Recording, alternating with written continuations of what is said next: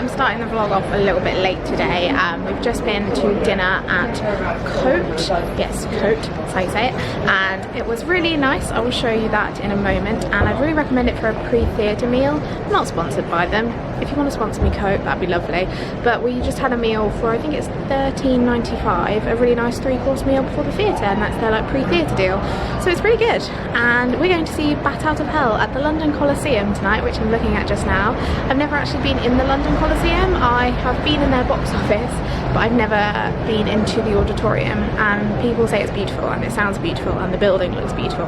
So I'm really intrigued as to what it actually looks like inside, and I'm even more intrigued as to what the hell the show is about. I managed to get some tickets via work, so I have no idea what to expect from this show. But yeah, I'll show you what we have for dinner and then show you what the whole theatre looks like and what the show is about.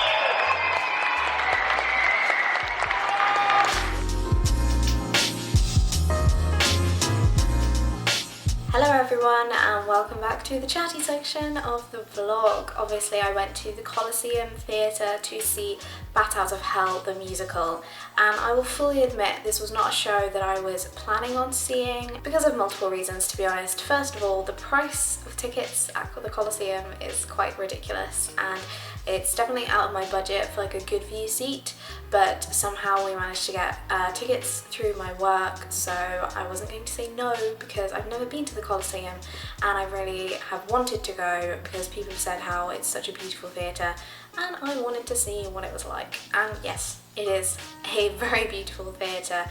If you ever can go to the Coliseum, I would recommend doing so. It's quite the experience. You feel very posh. It's kind of like going to the Royal Opera House. That's the kind of level that I'd compare it to in terms of like fancy theatres in the West End. So why did I not want to see Bat Out of Hell? Not that I didn't not want to see it, but I It's written by, I think his name is Jim Steinman, and it's Meatloaf songs. I still am a bit confused as to the connection. I don't know if he was like the lyricist for Meatloaf or the whole situation there, but this musical, I believe it's been a long time in the making, and I guess you kind of consider it a jukebox musical, as it is obviously the songs that were originally just an album put obviously into a story and on stage. It just didn't seem like something that I would massively enjoy, and that's why I didn't go looking for tickets or anything, but as I said, I wasn't going to turn down tickets to see a show like this at the Coliseum. First things first, when we walked into the auditorium, it felt very spooky. We went in like as soon as the doors opened, really, so obviously it was not very full yet, and there was some quite eerie music going on. Not music, but like sounds, and basically the story, it's set in 2100, so it's obviously like dystopian future type show, and they gave us actually these newspapers. Mine's a bit scrumpled up now because it's been in my bag. These newspapers, I hope you can see that alright. Basically it kind of tells you the story before the show started. So after a series of explosions that rocked the country and severed Manhattan from the rest of the US, a group of teenagers were trapped in an underground cave filled with noxious gases. Thought to have been killed, the boys emerged unhurt, though over time it became clear that something bizarre had happened. Their DNA had frozen, they were no longer aging. I didn't actually, this is the first time that I'm reading this. This was mentioned in the show, the fact that they don't age, but this context wasn't really given directly in the show. One thing I did like about this show was their use of technology. I thought that was quite fascinating. So before the show started, they had not a solid screen, but like a veil type thing, like a veiled curtain type thing, and they projected onto it initially just the Bat Out of Hell logo and the fact that it just said Bat Out of Hell, and then it gave like a kind of context to the scenario. So it said, in the year 2100, such and such was in charge of like the Falco family, Falco Towers or something like that, and the fact about that Manhattan had been split off and it was just on its own. And you could tell just by the set that it was dystopian anyway, like that was very apparent. But yeah, all of the, so Falco leads multi-million-dollar housing project, and they've renamed it to Obsidian rather than Manhattan, I guess. So they didn't really do much in terms of telling the story, in my opinion, and telling the story when the show actually started. It was all kind of told beforehand, and obviously it focused on this guy, Strat, and the Lost, who was like his little clan of boys and girls, and he's considered commander-in-chief, but his daughter's called a princess, called Raven. It was all a bit confusing, to be honest. And one thing I have to say about the show is that I didn't enjoy the story aspect. When I was watching the show, I was thinking quite a lot of the time, like, it feels like they're just trying to shoehorn in as many songs as possible, and the story, I understood what was happening, but I just felt like there wasn't a lot of depth to the story, and I don't really feel like I was given the chance to get to know the characters more and connect with them on anything more than like, I don't really know how to explain it, but I just didn't really feel anything for the characters, but I'll talk more about that a bit later. Going back to more of the show itself, I loved the use of technology in the way that it was very innovative. As I mentioned, they had the sort of projections on screen beforehand, and then throughout the show there was, right, how do I explain this? The stage was like, there was a split level, so you had obviously the bottom half of the stage, and then there was another top level and another kind of to the side as well. In this top level, it was Raven's bedroom. So when they were in that space, there was pretty much all of the time, there was like a camera woman in there. So when they were in the room here, on the other side of the stage, like the camera shots were projected onto that part of the stage, or the set even.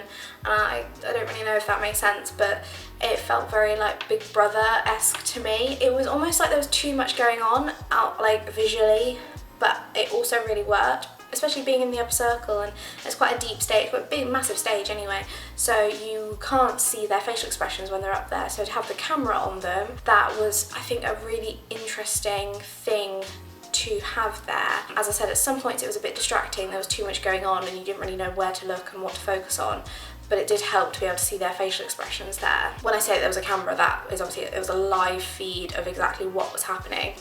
in the bedroom or whatever onto the set. So it was a live feed straight from whatever was happening. So it was interesting, and I'm always excited when like technology and theatre come together like this in really different ways, because it's crazy how stuff is progressing like that. So that was a really fun thing to see. As I mentioned, the set, you could tell it was dystopian. The set design, I think I'm going to say his surname wrong, but John Bowser, he designed the set, and I did really like that. There was a moment where, I don't want to spoil anything, but it was just a really cool set, and I feel like they used the massive space really well in terms of like filling it with different things that worked just consistently throughout the show. I have to say, having seen We Will Rock You, this show felt really similar from the get-go, from obviously the kind of dystopian storyline, the type of music used. It just felt very similar to me, and I'd be intrigued if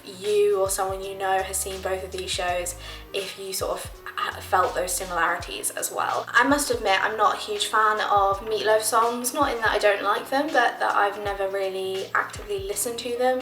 So I only knew 2 songs throughout the whole show, I think, but that didn't like ruin my understanding of the show. I still knew what was happening.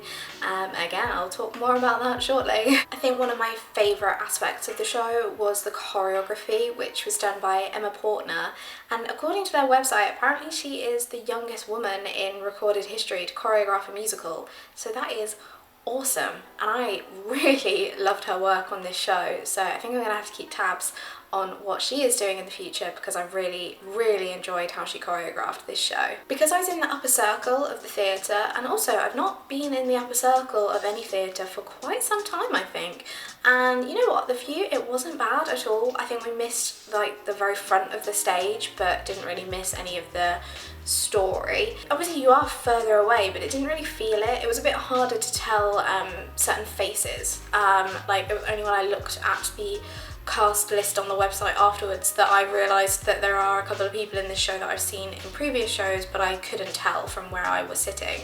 But they were all really good, especially the main characters. So Andrew Pollack, who played Strat, Christina Bennington, who played Raven, and also I really enjoyed Danielle Steer's performance as Zahara. I thought she was amazing. So overall, this cast did so well. I really enjoyed watching them. Okay, I need to talk about the story. As I mentioned, I feel like they just tried to put in like as many songs as they could and mildly sacrificed the story.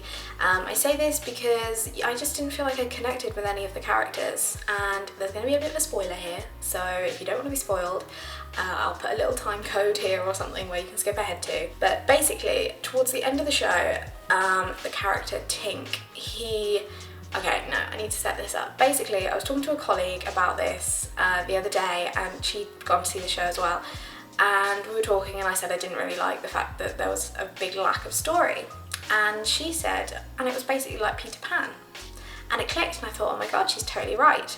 So obviously the main guy, Strat, he calls him and the other people that survived but they never age, the Lost Boys, and they don't age. Hello, that's so obviously Peter Pan, and I don't know how it didn't go into my brain before, but then later on in the show, this character called Tink, which did make me think Tinkerbell. I was like, oh, that's a bit of a coincidence, isn't it? So this character Tink, he is like obviously besties with Strat, is younger than him, younger technically, and obviously when Strat and Raven, basically they want to be together because obviously that's how it goes in a musical. Tink doesn't like that, so Raven is trying to run off with Strat. I'm fully spoiling this, sorry. So Raven wants to go off with Strat, and obviously her dad does not like that because he doesn't want his daughter going off with the lost and like the degenerates of society, essentially, in his eyes anyway. So Tink goes to Raven's father and makes this agreement that he'll tell her father, I think, where to find her, and then he can take her back, and then like everyone leaves each other alone. Basically that's what he wants. He just wants Strat to not have a love life and just be focused on him and his pals. Which, first of all, considering this was like, I think one of the main moments for this character, all I thought of was, well, you're very selfish and this is going to all go downhill. So obviously Tink and Falco, they make this agreement, but you know it's all going to go wrong. And then Falco obviously goes to get Raven, and there's loads of stuff that happens, and basically Strat is having a go at Tink because he obviously just wants to be happy with Raven and Tink doesn't want that, and so they're all getting mad at each other, and then Falco ends up shooting Tink and he dies. And it all happened so suddenly, and I just felt like I never got the chance to feel any compassion for this character. As Tink died, I was actually sat there angry. I was thinking like, I don't care. And then suddenly Strat is absolutely furious with Raven, even though a few minutes before that he was just like desperately in love with her and didn't care about anyone else really. And I just thought, no, it didn't sit right with me. It just happened far too quickly, and as I said, I didn't feel like I got to connect with any of the characters, and therefore felt absolutely no sympathy for this character dying. I did not care at all, and I thought that the actions of Strat afterwards,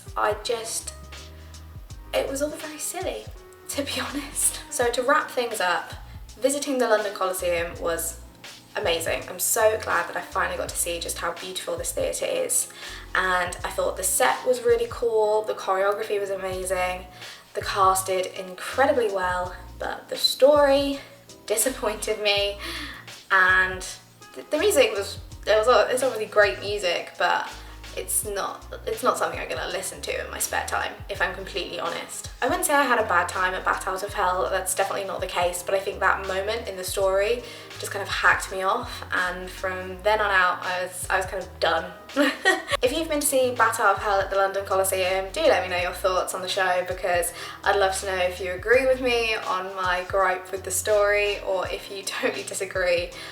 Don't leave me any hate in the comments, please, be respectful, but if you do have the same opinion or differing, let me know.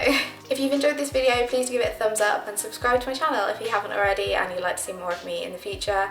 I hope you're doing really well, and I will see you very soon. Bye!